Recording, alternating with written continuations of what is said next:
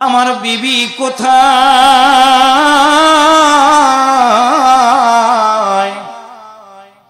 আমার রুহটা শুধুমাত্র বের হওয়ার কারণে আমাকে খাট থেকে নামায়া মাটির উপরে তোমরা শোয়া দিয়ে দিলাম। একটাবার কি খেয়াল করে দেখেছো? একটা দিনও তো আমি কখনো মাটির উপরে ঘুমাই নাই। এমন সময় মাথার দিকে হাত দিয়ে বিনয় করে করে কেঁদে কেঁদে বলবে, বিবি রে, এত নিষ্ঠুর কেমন করে হয়ে গেল? আমার মাথার নিচে একটা বালিশ পর্যন্ত তুমি দিলা না। সন্তান বাবার লাশের উপরে মূর্ছা খেয়ে কেঁদে দিবে, বাবার কাপড়ের কাপড় কেনার জন্য ব্যস্ত হয়ে যাবে। সন্তানের চোখ বেবে পানিগুলো গড়ায় গড়ায় পড়বে। যখন সন্তানকে বাবা দেখে চিৎকার করে, আমি তোমার মতো সন্তানটাকে কত রাত গেছি রে, আমার এই বুকের উপরে তোমাকে ঘুম পাড়ায় দিয়েছি, আজকে কি হয়ে গেল রে বাবা? মরে যাওয়ার পরে ঘর থেকে শুধু বের করে দিলাই না, আমার শরীর থেকে সব কাপড়গুলো কেমনে খুলে নিলে, তোমাদেরকে একটা বার মায়া লাগলো না? কোনো কথা শুনবো না আমরা। বয়াহাট্টা বাজারে যাব, নওগাঁ বাজারে যাব, পুরুষ যদি হয় 3টা কাপড়ের কাপড় আনা হবে, মেয়ে যদি হয় 5টা কাপড়ের কাপড় আনা হবে। একটু জবান খুলে বলুন তো, কাপড়ের কাপড়ের রংটা হবে কেমন? আর একটু জোরে বলেন। সাদা কাপড় আপনার বাড়িতে আনার পরে সুন্দর মসজিদের বারিন্দার খাট আপনার বাড়িতে নিয়ে যাওয়া হবে। ঠান্ডা পানিটাকে বড়ই পাতা দিয়ে গরম করা হবে।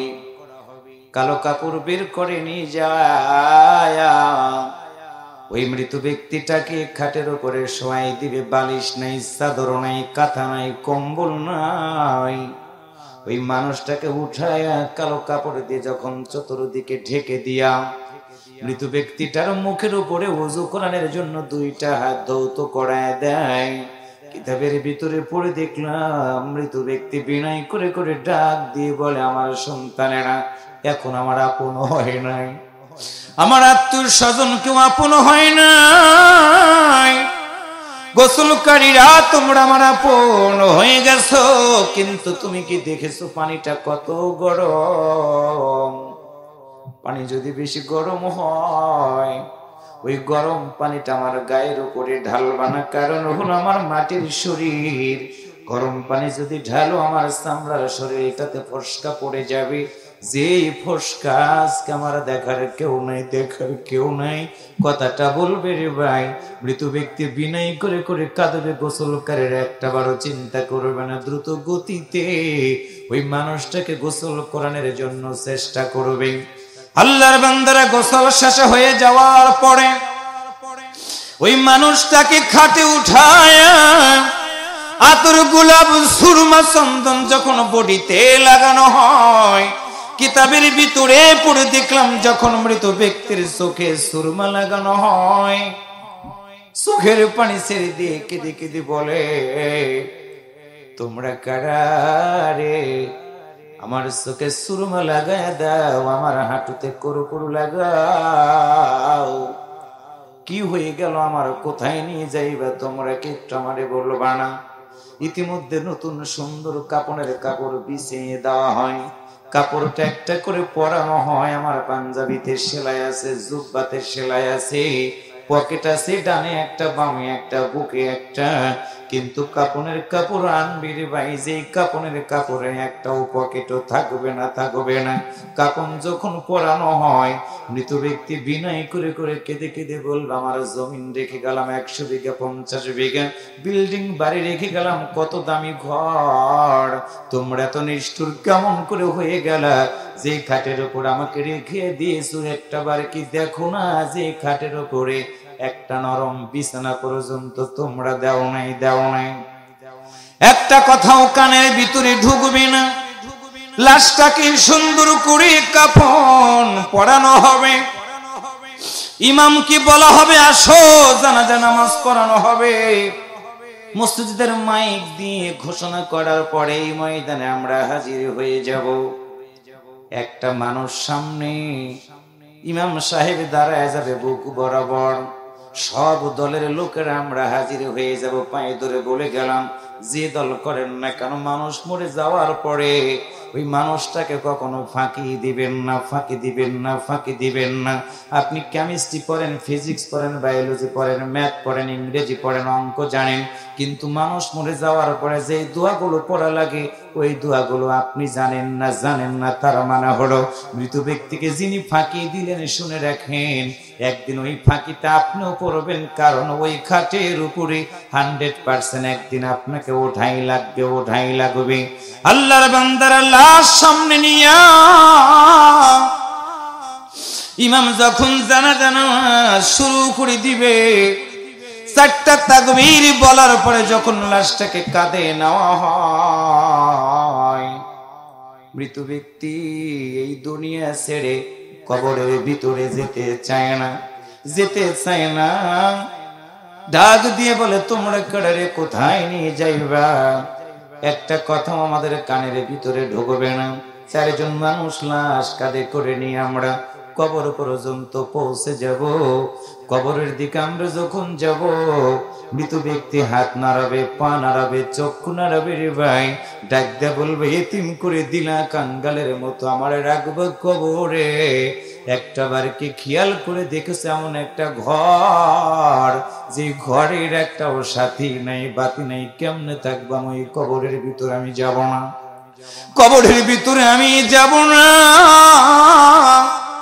মৃত ব্যক্তি চিৎকার করে করে কাঁদবি রে, আমাদের কানের ভিতরে আওয়াজ আসবে না। লাশ নিয়ে যাওয়া হবে কবরের পাশে, 2 জন মানুষ নেমে যাবে কবরের ভিতরে। খাটের সিটকিরি খুলে দেওয়ার পর 2 জন মানুষ 2টা হাত সামনের দিকে যখন বাড়ায় দিবে, সন্তান কোলে নেওয়ার মতো করে লাশটাকে গ্রহণ করে কবরে যখন শোয়াবে, মৃত ব্যক্তি কাপড়ের কাপড় নড়ায়া নড়ায়া ইমামের 2টা হাত ধরার চেষ্টা করবে, কিন্তু পারবে না। চিৎকার করে বলবে, ইমাম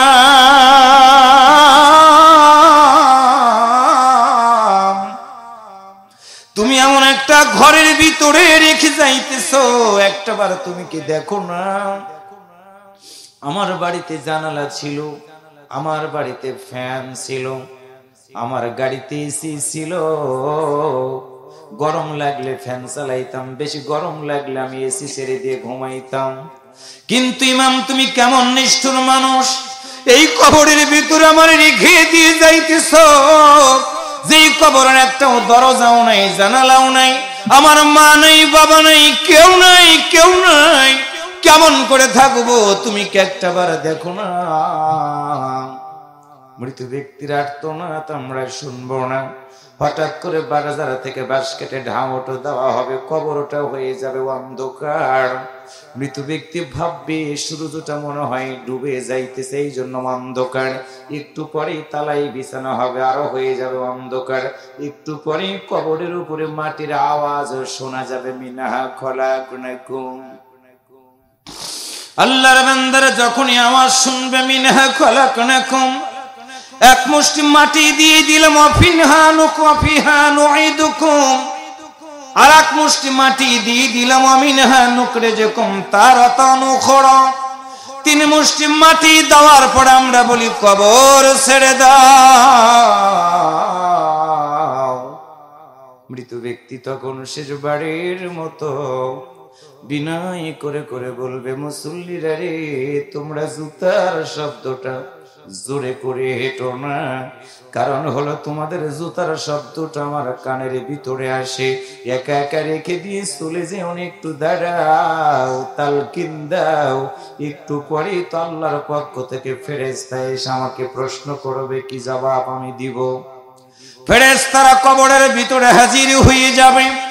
আমরা সন্তান বাড়িতে যাব মাকে রেখে, আমরা সন্তান বাড়িতে যাব বাবাকে রেখে। মা বিনয় করে করে কাঁদবে, আব্বু রে, তোমার মতো সন্তানটাকে আমি মা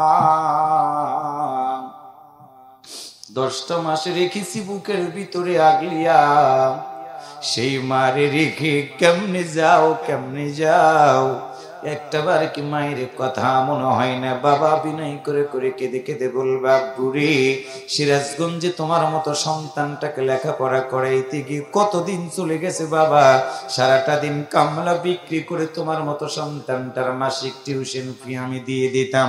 আজকে তোমার সেই বাবা কবরের ভিতরে ঘুমায়, একটাবার তুমি কি তালকিন দিবে না? এই কথাগুলো বলে বলে বিনয় করে করে কাঁদবে। আল্লাহর পক্ষ থেকে ফেরেশতা এসে ওই ব্যক্তির কবরের ভিতরে প্রথম প্রশ্ন করা হবে, আল্লাহর বান্দা বান্দি, দুনিয়ার জীবন তোমার শেষ হয়ে গেছে, একটা প্রশ্ন করব, জবাব যদি দিতে পারো, তোমার মা নাই কবরে, বাবা নাই কবরে, নেতা নাই কবরে, তবে আমি আল্লাহ বলেছিলাম ওয়াদাল্লাহুল্লাযীনা আমানু ওয়া আমিলুস সালিহাতি লাহুম মাগফিরাতুন ওয়া আজরুন আযীম। বান্দারে, আমি আল্লাহ ওয়াদা দিয়েছিলাম তুমি যদি ভালো কাজ করো, নেক আমল করে কবরের ভিতরে আসতে পারো, আমি আল্লাহ তোমার কবরটাকে জান্নাতের বাগান বানাইয়া দিব। আর একটু জোরে বলেন সুবহানাল্লাহ। আল্লাহর পক্ষ থেকে ফেরেশতা পাঠানো হবে। ফেরেশতা এসে ডাক দিয়া বলবে, আল্লাহর বান্দা বলো, মান রব্বুকা, বলো তোমার রব কি? কারণ তুমি তো মানুষ ছিলা, কোরআনের কথা মেনে জীবন চালিয়েছো, তুমি জবাব দাও। আল্লাহর কসম করে বলে রে ভাই, যারা মাহফিলের আয়োজন করলেন, কষ্ট করে বসে আছেন, মশা কামড় দিচ্ছে, ঘুম ধরে গেছে, এরপরেও ঘুমান না, কোরআনের কথাগুলো শুনতে গিয়ে চোখ ভিজে গেছে। আপনার মতো বান্দা বান্দির কবরের ভিতরে ফেরেশতা যখনই বলবে মান রব্বুকা, বলো তোমার রব কে, আপনার কথা বলার আগে আপনার কোরআনের, আপনার কবরের ভিতরে জবাব দেওয়ার জন্য আল্লাহর কোরআন পাখি হইয়া কবরের ভিতরে হাজির হয়ে যাবে। আল্লাহর ফেরেশতা আল্লাহর দরবারে একটা দৌড় দিবে, আল্লাহকে ডাক দিয়া বলবে, আল্লাহ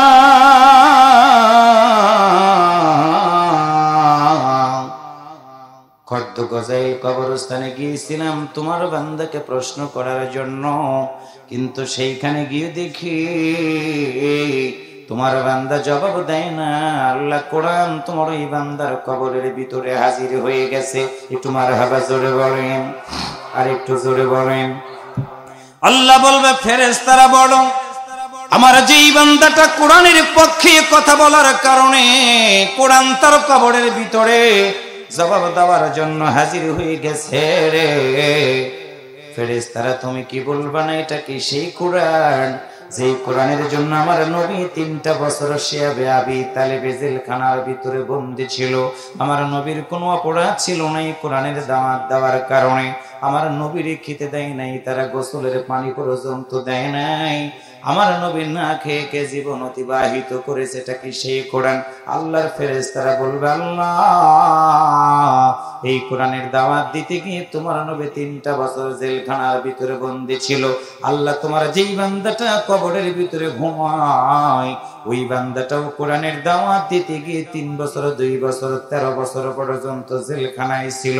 শুধু জেলখানায় ছিল না, আল্লাহ তোমার কোরআনের দাওয়াত দেওয়ার কারণে ফাঁসি রশি পর্যন্ত গলায় নিয়েছে, কিন্তু জালিমদের কাছে তোমার এই বান্দাগুলো মাথা নত করে নাই, প্রাণ ভিক্ষা চায় নাই।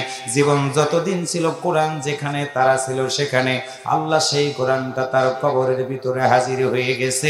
আল্লাহ বলবেন, ফেরেশতারা বলো, এটা কি সেই কোরআন যেই কোরআনের জন্য আমার নবী উহুদের ময়দানে দাঁত শহীদ করে দিয়েছে? ফেরেশতারা বলবে হ্যাঁ। আল্লাহু আকবার জোরে বলেন। আল্লাহ বলবে, ফেরেশতারা বলো,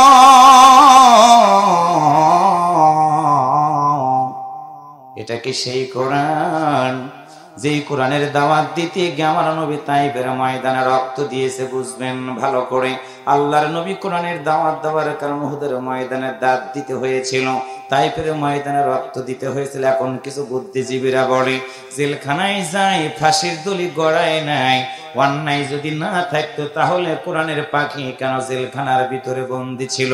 আল্লাহর কসম করে বলে রে ভাই, সাইদি সাহেবের জীবনে ভুল আছে, মানুষ সে, ভুল থাকতে পারে মানুষ সে, কিন্তু আল্লাহর নবীর জীবনে বিন্দু মাত্র ভুল ছিল না, ছিল না, ছিল না। ওয়া ইন্নাকা লাআলা খুলুকিন আযীম। ওই নবীকে জেলখানায় যেতে হয়েছে কোনো কারণ ছিল না, কোরআনের দাওয়াত দেওয়ার কারণে। আল্লাহ বলবে, বলো রে ফেরেশতারা, আমার বান্দা যে কোরআন মেনেছে সেই কোরআনের পক্ষে তার ব্যক্তি জীবন আমাকে একটু দেখাইতে পারবা? আল্লাহর পক্ষ থেকে শোনানো হবে, ইকরা কিতাবাকা কাফা বিনাফসিকা ইয়াউমা আলাইকা হাসিবা। মুসলমানের মতো আওয়াজ করে বলেন আল্লাহু আকবার। হয় না? আর একটু জোরে বলেন, আর একটু আওয়াজ করে বলেন। আল্লাহ বলবেন, ইকরা কিতাবাকা কাফা বিনাফসিকা ইয়াউমা আলাইকা হাসিবা। বান্দারে বলো, পড়ো তোমার আজকে আমলনামাটা। কবরের ভিতরে আমি আল্লাহ দেখব তোমার আমলনামাতে কি আছে রে। যারা একটা স্বাক্ষর দিয়ে লক্ষ কোটি টাকা লুটপাট করে নিয়েছেন সেদিন সেটাও দেখতে পারবেন। সেদিন যারা চুরি করেছেন, ডাকাতি করেছেন সেটাও দেখতে পারবেন। আবার যারা আল্লাহর জমিনে দিন কায়েমের আন্দোলন করা মানুষগুলোর বিরুদ্ধে সাক্ষী দিয়ে ফাঁসির দড়ি গলায় দিয়েছেন সেটাও সেদিন দেখতে পারবেন। আল্লাহর বান্দাকে বলা হবে, করা পড়ো কিতাবাকা, তোমার আমলনামা দেখি তো কি আছে রে। আজকে যারা মাহফিলে বসে আছেন তথ্যগুলো নিয়ে যান, নিয়ে যান, নিয়ে যান। আল্লাহ যেদিন বলবে তোমার আমলনামাগুলো পড়ো, ওই দিন যদি আমরা আল্লাহকে বলি, আল্লাহ 2025 সালে 26 তারিখে তোমার বান্দারা কোরআনের মাহফিলের আয়োজন করেছিল, বাড়িতে ঘুমাই নাই, দোকানে বসে চা বিড়ি সিগারেট খাই নাই, আল্লাহ তোমার বান্দা বাল্লিগ পৌঁছে দিয়েছে তোমার কোরআন। ওই কোরআন শোনার জন্য সিদ্ধান্ত নিয়েছিলাম, চোখ ভিজে গিয়েছিল, মন পরিবর্তন হয়ে গিয়েছিল। যতদিন বাঁচব তোমার কোরআনের পক্ষে থাকবো, কোরআন কেন্দ্রিক জীবন যাপন করব। তোমার নবী কোরআনের সমাজ চালিয়ে মদিনার মতো সুন্দর রাষ্ট্র প্রদান হয়েছিলেন কোরআন দিয়ে। সন্ত্রাস ছিল না, জঙ্গিবাদ ছিল না, মাদক ছিল না, দুর্নীতি ছিল না। আল্লাহ কোরআনের পক্ষে আন্দোলন করার জন্য সিদ্ধান্ত নিয়েছি। তুমি ফেরেশতা পাঠাই দিয়ে আমাকে কবরের ভিতরে নিয়ে এসেছো। আল্লাহ তুমি বলো, তোমার ইচ্ছা ছিল কোরআনের পক্ষে থাকবো। আল্লাহ সেদিন বলবে, তোমার আমলনামার ভিতরে দেখলাম, হ্যাঁ তুমি কোরআনের মাহফিলে ছিলা, কোরআনের পক্ষে থাকবা। একটু সুবহানাল্লাহ জোরে বলে। আল্লাহ বলবে, তোমার আমলনামাটা দেখি, ভিডিও অন করে দেখা হবে রে।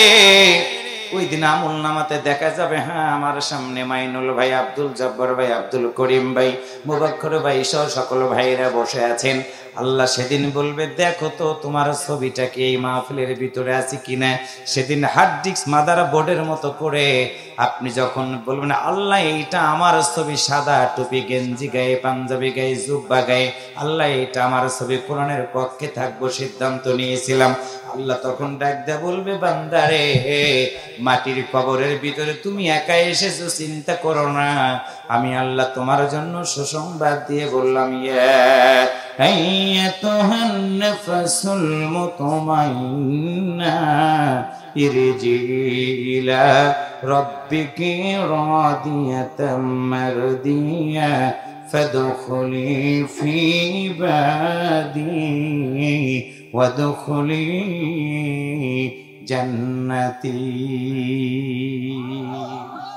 তুই মরিলে কান্দিবে কয়জন,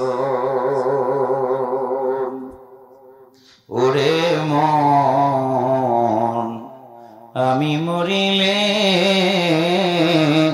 কান্দিবে কয়জন। যখন আন্ধার ঘরে শোয়াইবে, মাটির দেহ মাটি খাবে, একদিন তোরে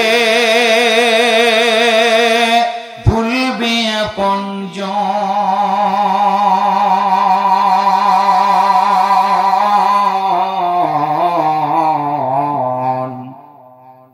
তুই মরিলে কান্দিবে কয়জন, ওরে মন কান্দিবে কয়জন,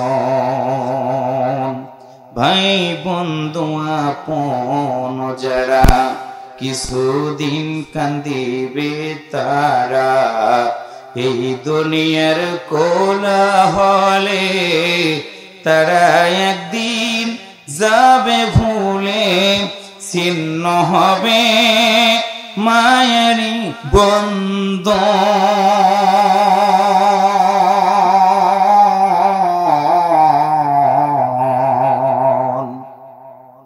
তুই মরিলে কান্দিবে কয়জন রে মন, তুই মরিলে কান্দিবে কয়জন, যেই দিন রে তোর হইবে মরণ, এই দেহে পরাইবে কাফন, যেই দিন রে তোর হইবে মরণ, এই দেহে পরাইবে কাফন, এই জীবনের মায়া ছেড়ে যাবি রে মন পরপারে, সামনে রবে হাসরেরই ক্ষণ,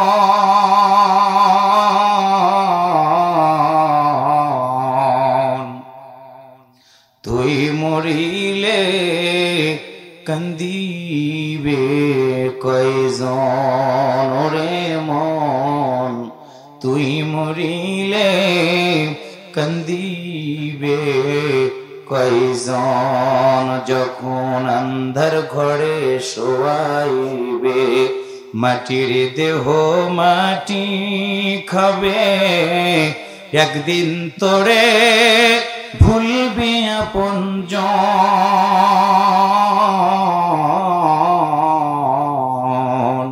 তুই মরিলে কান্দিবে কয়জন রে মন, আমি মরিলে কান্দিবে কয়জন। ইয়া আইয়ুহান নাসু ক্বাদ জাআকুম বুরহানুম মির রাব্বিকুম ওয়া আনজালনা ইলাইকুম নূরাম মুবিনা। আল্লাহু আকবার। আওয়াজ কমে গেছে গো, আরেকটু আওয়াজ করে বলেন আল্লাহু আকবার। আরেকটু জোরে বলেন, আওয়াজ করে বলুন তো, যতদিন বাঁচবো জান্নাতে যদি যেতে চাই জিনিসটা মানবো কয়টা, কাজ করব কয়টা? কথাটা বলেছেন কে? কোন সূরা? নিসা। কোন সূরা? কত নাম্বার আয়াত? 174। ইয়া আইয়ুহান নাস, হে মানব মণ্ডলী, আমরা যারা এখানে এসেছি বসেছি আমরা সবাই মানুষ। সুবহানাল্লাহ বলতে ইচ্ছা করে না? আচ্ছা বলেন তো, আপনাদের মতো মানুষকে, আমাদের মতো মানুষকে আল্লাহ যদি গরু বানাইতো কিছু করার ছিল? 800 টাকা কেজি গরুর গোশত হিসাবে জব করে দিত ভাই। এমন জব করতে হয়, তোমারও করতো মিয়া, জানো?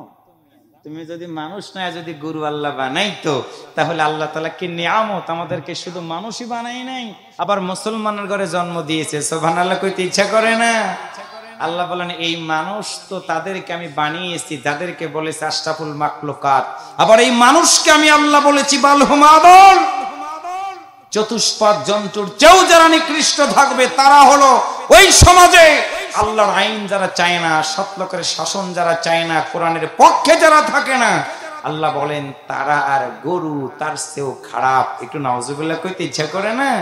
আমরা মানুষ হয়ে জন্মগ্রহণ করেছি, কোরআন আছে বাড়িতে, কোরআন আছে গাড়িতে, কোরআন আছে সব জায়গায়, কিন্তু কোরআনের বিধান চালু না থাকার কারণে আমাদের এই সমাজ থেকে অশান্তি দূর হয় না। আপনাদের কাছে কি আমি একটু আশা করতে পারি সামনে যতদিন আল্লাহ বাঁচায় রাখবে যা করেছি তুবু ইলাল্লাহ, তওবার দরজা আল্লাহ তাআলা খোলা রেখেছেন, তওবাতিল্লাহ পড়ে আমরা কি একটু কোরআনের পক্ষে আসতে পারবো না? একসাথে বলেন পারবো না? ও ভাই, যদি কোরআনের পক্ষে আসার যদি নিয়তটা করতে পারেন, এই অবস্থায় যদি আপনার মৃত্যু হয়, আপনি জান্নাতি মানুষও হয়ে যাবেন। সুবহানাল্লাহ বলেন। কারণ হলো ভালো কাজ করে আর নিয়ত করার সঙ্গে সঙ্গে আল্লাহ তাআলা সওয়াব দিতে থাকে। আর যদি ভালো কাজ করা বাদ দিয়ে যদি খারাপ কাজ করার নিয়ত করেন, ওই কাজটা যতক্ষণ পর্যন্ত সংগঠিত না হবে ততক্ষণ পর্যন্ত আল্লাহ তাআলা ওই বান্দার আমলনামাতে গুনাহ লেখে না। ও ভাই, জীবন কখন শেষ হয়ে যাবে। এই খর্দ গোজাইল কবরস্থানের ভিতরে আজকে মাহফিলে বসে আছে, গত বছর যারা ছিল এক নজর তাকায় দেখে।